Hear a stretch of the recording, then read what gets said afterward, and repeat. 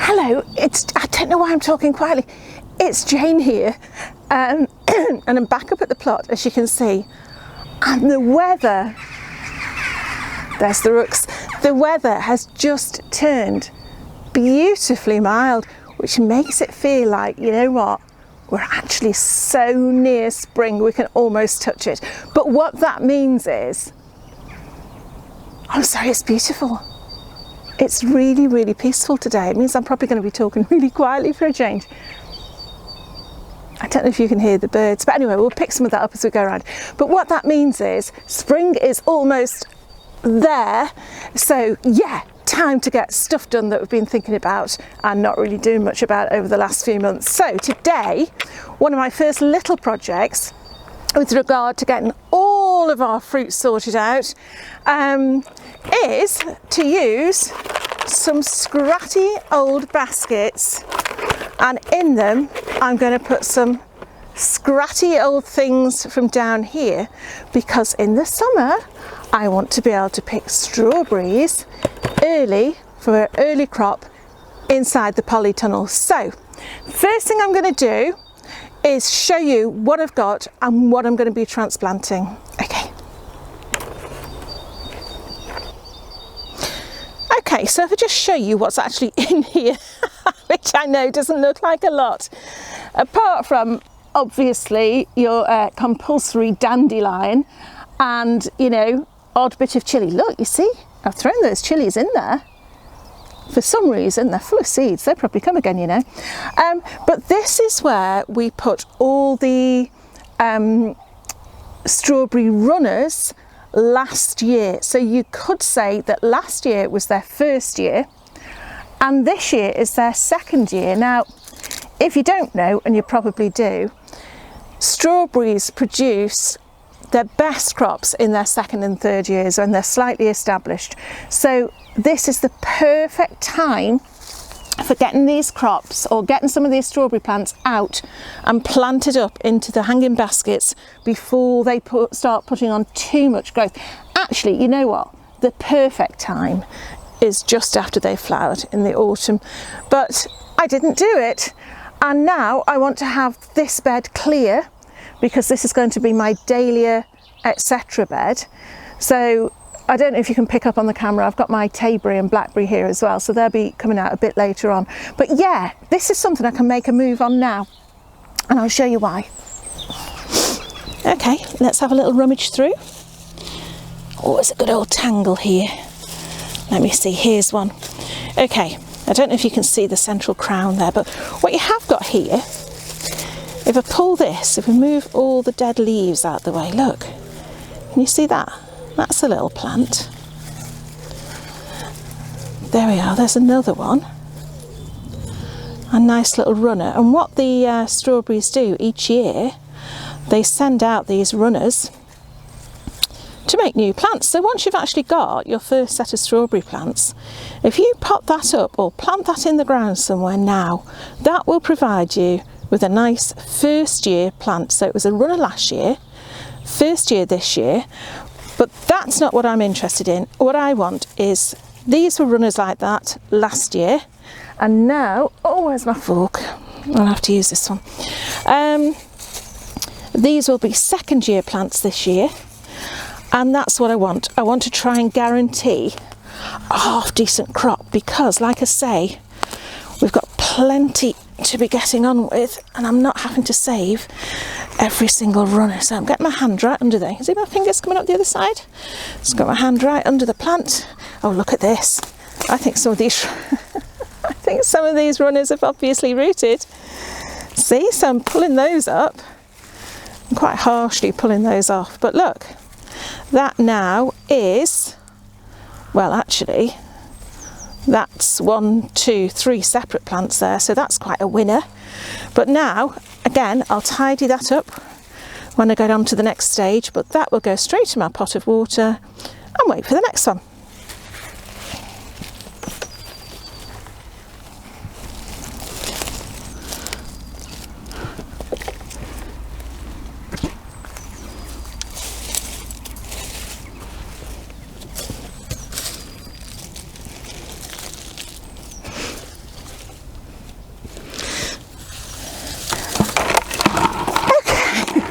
feel like I'm going to play the drums. I don't know if you can pick up this weather, but it's not just the weather, it's the calm. I think I might be the only one down here. It's funny how it makes you talk a bit quieter. But the birds have just been beautiful. There really is such a change in the air today. Right, okay, let me show you what I've done. Let me show you how I've ruined these poor little strawberries. Okay, in here I've got my pot of strawberries that have gone straight into water, saying that that's not covered, so that they're not in too much shock, because bless them, they've just been awoken from their winter slumber. So they're in there, ready to be tidied up and going. And what I've got are just a few, like I say, scratty old hanging baskets, nothing special whatsoever. I mean, if you look at that one, that's falling apart. This one's all broken, actually covered in cobwebs. Should have cleaned that before I came on. But as long as they have got drainage holes in, they are going to be absolutely perfect for this purpose, because they're not for display. If they were for display, I'd have chosen some really nice ones. You know what, it's not going to be that long before I'm potting up my hanging baskets. But yeah, these are just to perform a function of holding my strawberries up in the air, and I'm hoping, like I said, I'm going to put them in the polytunnel behind me. I'll show you when I've done them, exactly where. But not only is that going to make them come on earlier, hopefully it's going to stop them getting got by slugs and snails and mice and whatever else comes and eats my strawberries, because something always does. So what I'm putting in there, not too much, a few inches from the rim, maybe a little bit more. This is the biggest one, I think, so a little bit more. It'll rise as the strawberry plants go in. It's just multi-purpose compost. All over me as well. Just some bog standard multi-purpose compost. It says it's got seaweed extract as well, but to be honest, it's just what was left over from last year, so we're using that up.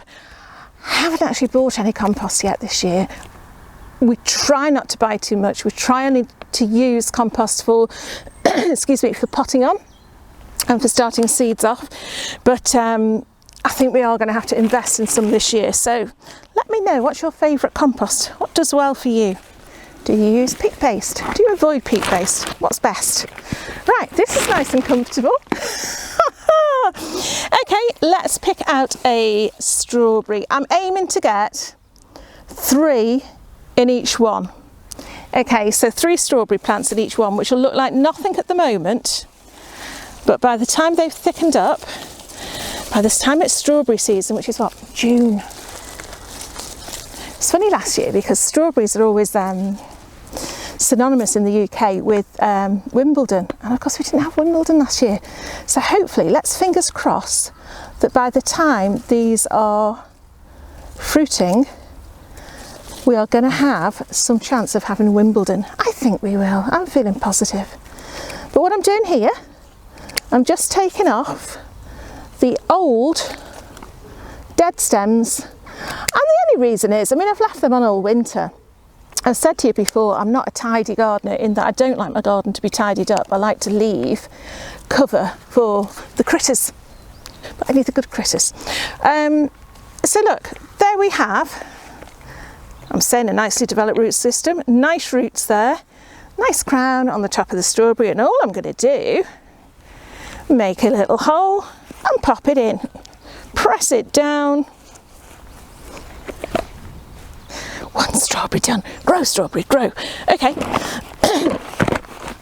This is just such a nice job to do on a day like today, where the sun is just shining. And I thought I'd be doing it in the greenhouse because we were forecast rain today, but it's just gorgeous. It's absolutely gorgeous, and I think it's going to be nice all week.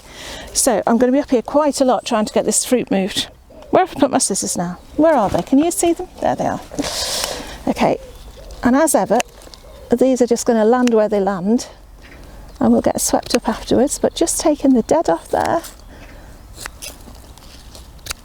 I'm a real convert to these gloves, you know. You know I never liked gloves, but these are great. I've actually got fingernails again for the first time in a long time. Take that one off there. There we go. That's another nice healthy plant. And you know what? That's quite big. I might only put 2 in this one. Mind you, it's the biggest pot. What shall I do? 2 or 3? Oh, I'll do 3. I'll do 2 in all the others. In fact, that's actually 2 separate little things, but I don't want to tease them apart. Okay, I'm just going to put the 2 in. Let's see how they do. See how 2 will do. If there's another one, if we've got a few little ones at the end, I'll pop them in. And that's it. That is the first promise of summer in that pot. Who'd have thought? Right, okay, that can go there. One of the reasons I'm doing this sitting outside the polytunnel is because I thought by the time these all get filled up, has this got holes in? It should have. I'm going to put some in just in case. By the time these get filled up, they're probably going to be quite heavy. So, saves me carrying them up. But also, my poor little table, which I showed you a little while ago, is still in need of repair. And in fact, I think it's so in need of repair, it might be in need of fire, which is very rare for me to say that sort of thing, because usually I do like to make do and mend. But yeah, I think it's gone to garden table heaven, which means I'm having to sit on my honkers. Otherwise, I would be sitting at the table doing this. It's looking slightly more ladylike, but you know me by now. Okay, here we go. Another little load of compost. You know, sometimes when someone's new to gardening, they get very, very worried, and I was the same. Very, very worried about exactly how much compost you should put in, exactly how far things have to be apart, and you just get to know. Again, intuitively, Liz Zorab talks a lot about intuitive gardening, and Hugh, and you get to know things. I mean, you want enough soil for the roots to be able to have a good run, enough soil to be able to feed them for the first year, because any sort of compost you need to top up. Sorry, if it's bagged compost, you're going to need to top up after the first year if you've got things in pots, because it's full of, the first year it's all full of your nice feed, and that gets used up pretty quickly by the first year plants. So I'm going to take that one off as well. But yeah, you just end up doing it. And in fact, I was doing it for someone the other day. I was potting some cacti on and some succulents in the house, and they said, oh, will you do it? Will you show me how to do it? And I said, well, literally all you do is make a hole, make sure you don't plant it too deep, put your thing in and cover it up. And I think that's the case with many things these days. We overthink things. We worry about getting it wrong, but you can't get this wrong. As I always say, if I don't show you it again, you know it's gone pie-shaped, pear-shaped, pie and pears. If it did go pie-shaped, that would definitely be wrong, wouldn't it? I'm trying not to cut the roots here. Some people do cut the roots because they think it encourages them to form more. I'm not going to, don't need to. That one's coming off. Again, nice little crown, and in it goes. Okay, and I'm going to come back to you when all 4 are done, and I'll show you where I'm going to put them. There we have them. 4 little baskets with second year strawberries to provide us with an early crop this coming year. Let's hope, fingers crossed as ever. Just going to give them a little water to settle the roots in a bit. You can see eventually I've only gone for 2 in each one. I have got loads left actually, but I've got other plans for those at the moment, which I'll show you as and when. But for now, I'm pretty pleased with that. And I'm going to show you where their final resting space is going to be.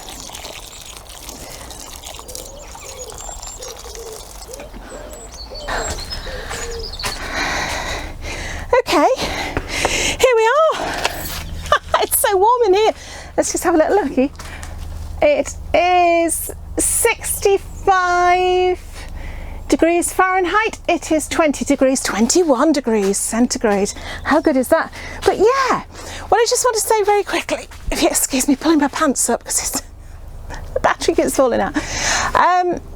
If you are considering buying a polytunnel, treat yourself to a couple of crop bars, because these really help when it comes to your vertical gardening, when it comes to growing things off the ground, and in this case my hanging baskets. But you can see that one's broken. But last year, I don't know if you can pick it up on the camera there, I had a bamboo cane above there which I tied all my tomato strings up against, and it just gave me a chance to add some extra stuff. So yeah, make sure you get crop bars and make sure they are strong enough. They are supposed to take the weight of a medium-sized woman. I'm not going to try on camera, but I'm pretty confident they're going to take the weight of these, because you know, once they are watered, they're not that heavy, but you know, you've got to consider the weight when you put them on. So I've just got these S hooks here. Any minute now this could come tumbling down. And I've got my basket, my strawberry basket, look at that. I've got an S hook on the other side. Oh my goodness, you know what as well? That is perfect height, isn't it? That is perfect height for coming along and having a little nibble. So yeah, I'm going to put the other two up, and I hope I've given you a few ideas there, you know, because some people think that they haven't got room for a strawberry bed or anything like that. If you can get things up high, if you've got one of those bird feeders that's got all the hooks on to put your bird food on, maybe you could utilise that. Get a few baskets on that. You have to make sure it's up fairly sturdily, because these do get heavy when they're watered, like I say. But other than that, I'm going to leave them alone for a couple of weeks now, keep them watered, make sure they're watered. That's the thing with the polytunnel. It might be bucketing down so you don't feel like you've got to come up and water anything, but of course you're completely responsible for their watering. But once the growth starts to come on properly in a couple of weeks' time, I'll start just feeding them with a proprietary plant food, maybe some comfrey tea, I don't know, but something just to give them a little boost. And we'll look forward to strawberries and Wimbledon in June. So fingers crossed it'll all go well. Okay, I'm going to leave it at that. Let me know what you think below in the comments. There's all the links are down below, so Instagram, Facebook page, contact details, they're all down below, so it'd be lovely to hear from you and see you over in these other places as well. But yeah, at that I'm going to leave it, and I'm going to go outside and do a bit more gardening, because this is absolutely beautiful weather and it's lovely. So I hope you're having some good weather wherever you are. I know some of you are still covered in snow. It won't be long, I promise you. But have a good week, and I'll see you again very soon. Bye.